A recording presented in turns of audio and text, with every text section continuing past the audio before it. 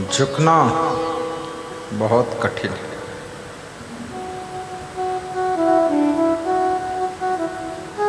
भक्ति झुकने का पथ है।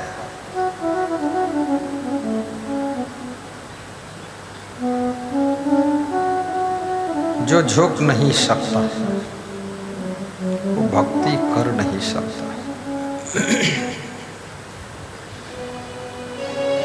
अपने घर से ही भक्ति का शुभारंभ करो। मातृ भक्ति, पितृ भक्ति, गौ भक्ति, देश भक्ति, कुटुंब भक्ति, ग्राम भक्ति और गुरु भक्ति, देव भक्ति, महादेव भक्ति।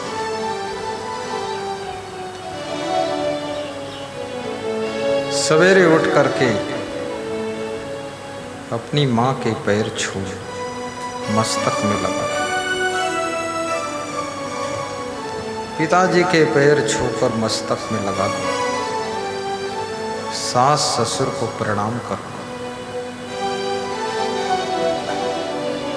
अपने पति को भी प्रणाम करो। बड़ी बहन को भी प्रणाम करो। ज्येष्ठ भ्राता को भी प्रणाम करो।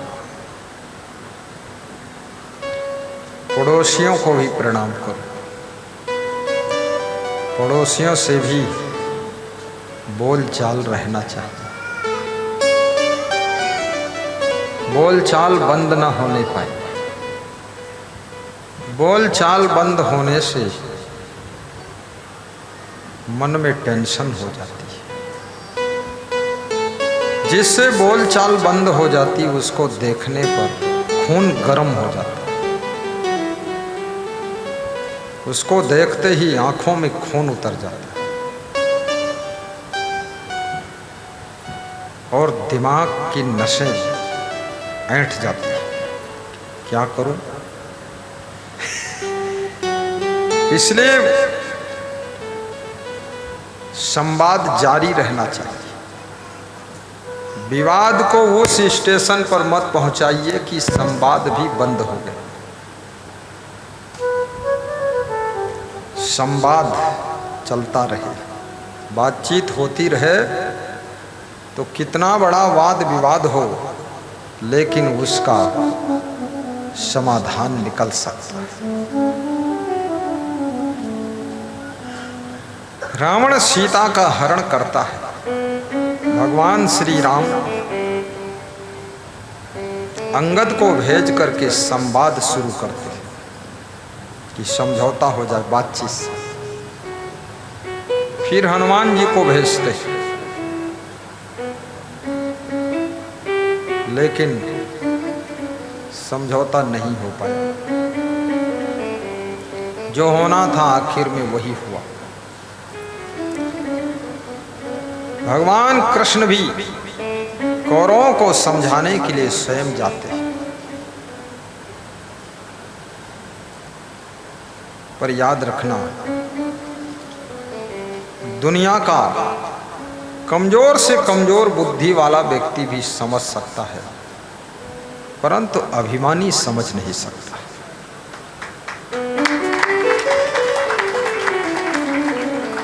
अभिमान समझने में बहुत बड़ी बाधा डालता है।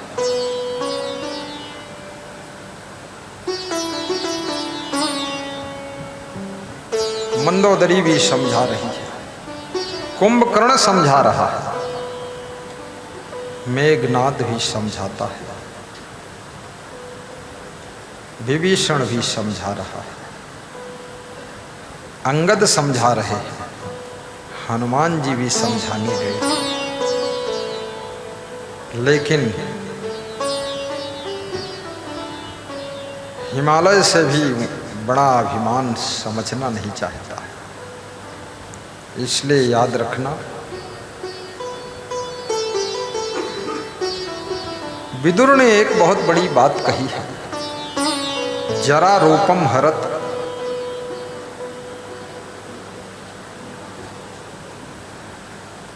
धैर्यम आशा,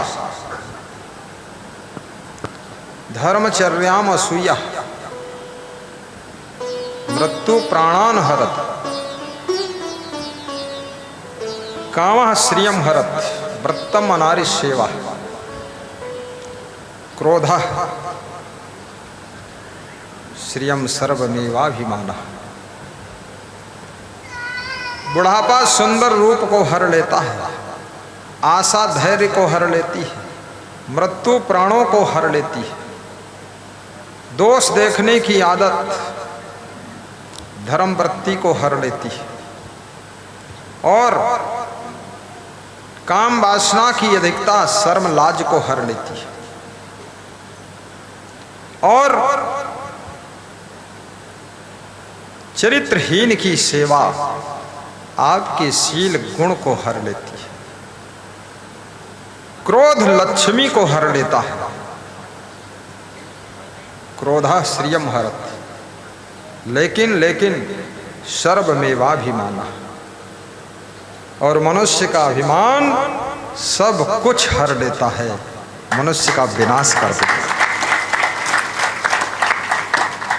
बड़ी मार्के की बात है। सर्वमेवाभिमानः।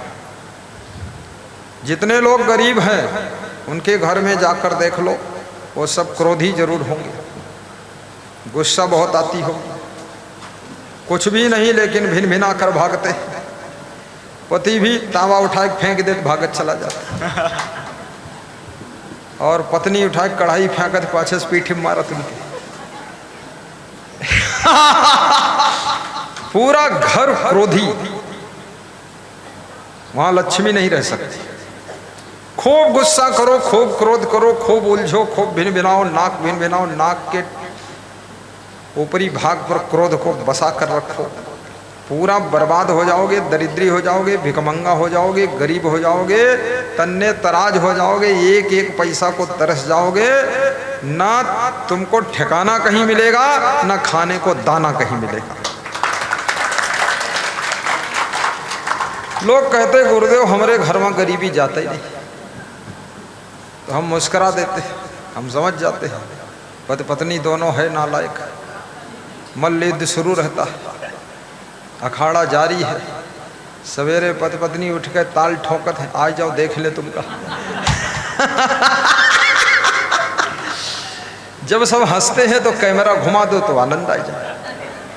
हाँ, सबकी हंसी, दांत की हंसी सब ले लो, उसमें फोटो खींच लो, और क्या। अब चाहे जितना हंसत हंसत लोग गिर जाएं, थक जाएं, लेकिन फोटो ना खींचे कोई। हाँ, और उतना हंसी का फोटो अगर डाल दिया जाए तो यूट्यूब में लोग सुन ले, देख ले हंसी, तो लखनऊ के कल 400 आदमी और बढ़ जाइए कथम। क्योंकि लखनऊ में किसी को हंसी आती ही नहीं, क्योंकि जिंदगी बुरी तरह है फंसी, तो कैसे आवे हंसी।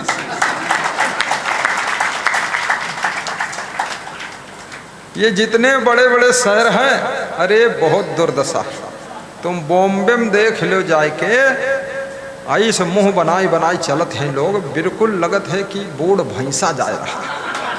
हाँ, हमने दिल्ली में देखा, आदमी नहीं देखा, हमका देखा नहीं, भालू सब जा रहे, हंसना मुस्कराना सब बंद है। लेडीज भी कोई खुश ना है, बहुत टेंशन में है सब। और जब तुम हंसोगे तो लोग सोचेंगे कि यहाँ पर हंसी खुशी मिल सकती है, तो वो भी सत्संगी बन जाएंगे। और जिनके पास में ज़्यादा कामनाएं हैं, बहुत ज़्यादा अपेक्षा बहुत है, वह लोग, और जिनके काम वासना बहुत ज़्यादा, लाज शर्म खो देते, वो चाहे लड़की हो चाहे लड़का हो, फिर वो बिना विवेक किए, बिना विचार किए घर से भाग जाएंगे, थोड़ा बहुत पैसा चुरा ले जाएंगे, इधर उधर खर्च करके 15-20 दिन में फिर वापस लौट आएंगे। नंदिनी देवी और चंदू लाल वापस आ गए। कितने लोगों ने मुझसे फ़ोन किया कि हमारी लड़की भाग गई, अब क्या करी गुरुदेव।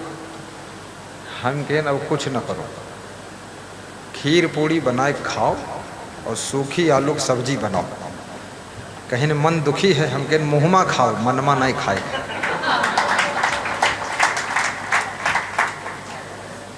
तो बोले रोआई बहुत आवत है। हम कहें रोयो बिल्कुल ना, और कहो कोई से ना, चर्चा न करना, न रिश्तेदार में, न घर में, न पड़ोस में। कोई पूछे कहाँ गए, कही दो एग्जाम दे गए।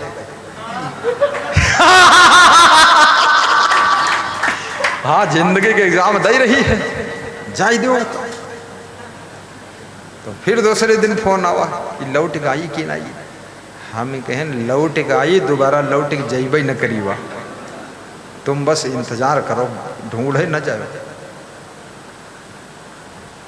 7 दिन बाद फोन आवा कि लौट आई है। तो हम कहें अब लौट आई है तो जल्दी इसका विवाह कर दो, क्योंकि इसने पहली सूचना दे दिया। अब नहीं करोगे तब दूसरा फिर खतरा ज़्यादा, जहर खाई या फांसी लगाई। तो बोले अत्ते पैसा नहीं है। तो हमने कहा अब यह सब आल्हा कोई न सुने कि पैसा नहीं है, शादी करो। शादी कर दिया, लड़की ससुराल चली गई, सब शांति से काम हो गया। अब सरकार ने नियम बना दिया है, नया नियम आया है कि 21 साल की लड़की यही है और लड़का 24 साल का।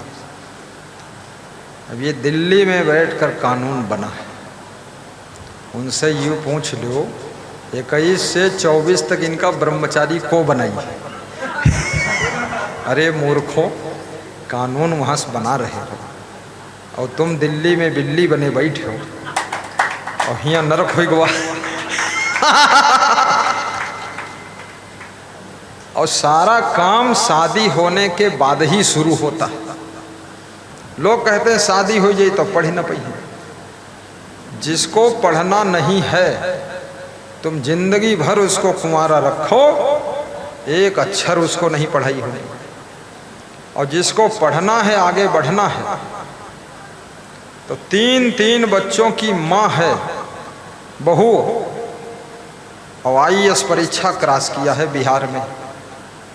मैं उनके घर पधरौनी गया तो एक लड़का गोद में ले रहा है, दूसरे के यहाँ उंगली से पकड़े रहे और तीसर पर वही सोवत रहे और आशीर्वाद ले आई।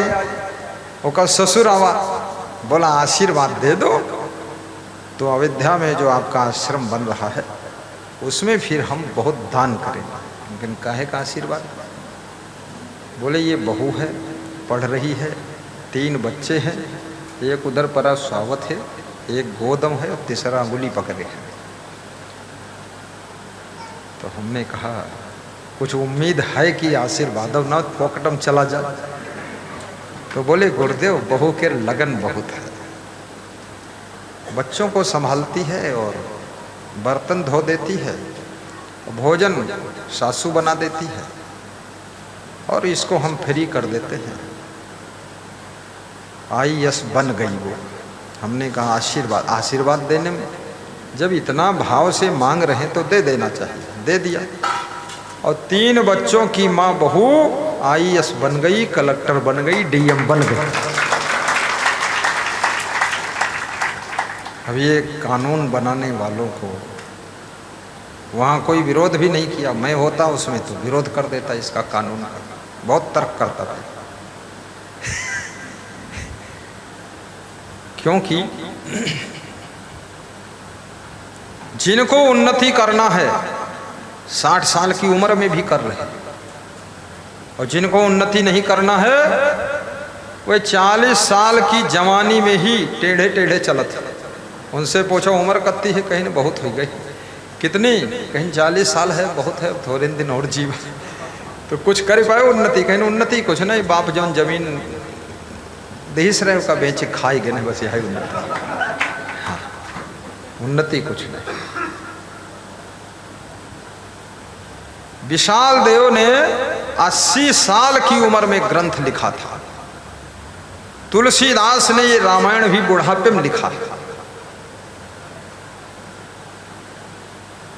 और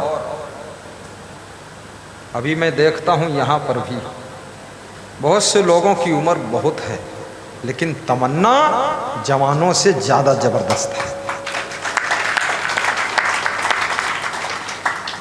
हिम्मत मत हारो, पढ़ते रहो, आगे बढ़ते रहो। और पढ़ने में मन नहीं लगता है तो फिर और दूसरा काम करो, लेकिन काम करते रहो, नाम जपते रहो, काम करते रहो, नाम जपते रहो। वक्त जीवन का यूं ही निकल जाएगा, काम करते रहो। गाइए, नाम जपते रहो। वक्त जीवन का यूं ही निकल जाएगा, काम करते रहो, नाम जपते रहो, काम करते रहो, नाम जपते रहो। वक्त जीवन का यूं ही निकल जाएगा, काम करते रहो, नाम जपते रहो। बहुत सुंदर। हाँ, बोल दो, बोल दो। कर लगन सच सतगुरु से लग जाएगी, कर लगन सच सतगुरु से लग जाएगी। सारे जीवन का नक्शा बदल जाएगा, सारे जीवन का नक्शा बदल जाएगा। काम करते रहो, नाम जपते रहो, वक्त जीवन का यूं ही निकल जाएगा, वक्त जीवन का यूं ही निकल जाएगा। बहुत सुंदर। काम करो या ना करो, वक्त तो निकल ही